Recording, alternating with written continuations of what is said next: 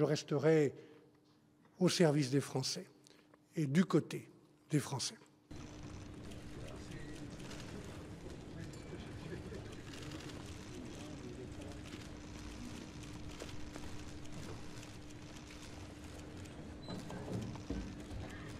Je savais depuis le premier jour, le 5 septembre, que le temps de mon gouvernement était compté, sous la menace d'une alliance improbable entre des forces politiques que tout oppose, mais réunies dans des circonstances, dans une volonté de blocage et de confusion. Avec le gouvernement, nous avons remis l'État en marche après les 3 mois de turbulence qui ont suivi la dissolution de l'Assemblée nationale. Nous l'avons fait méthodiquement et sérieusement, dans tous les domaines, avec des ministres engagés, des fonctionnaires motivés et en cherchant toujours le dialogue, en particulier avec le Parlement.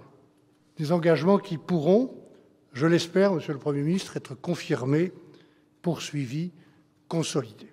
Je veux commencer en vous exprimant un sentiment de gratitude pour le risque que vous avez pris de vous engager dans cette fonction, pour avoir affronté la difficulté des temps, et Dieu sait que cette difficulté des temps est importante, pour le désintéressement que vous avez manifesté, qui donne de l'engagement politique une image que vous et moi et beaucoup de millions de Français nous aimons.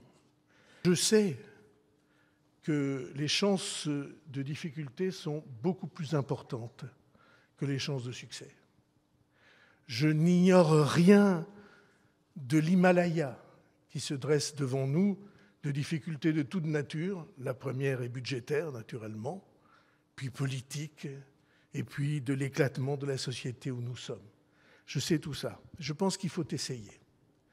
Et je pense que si on essaie, peut-être pourra-t-on trouver un chemin inédit.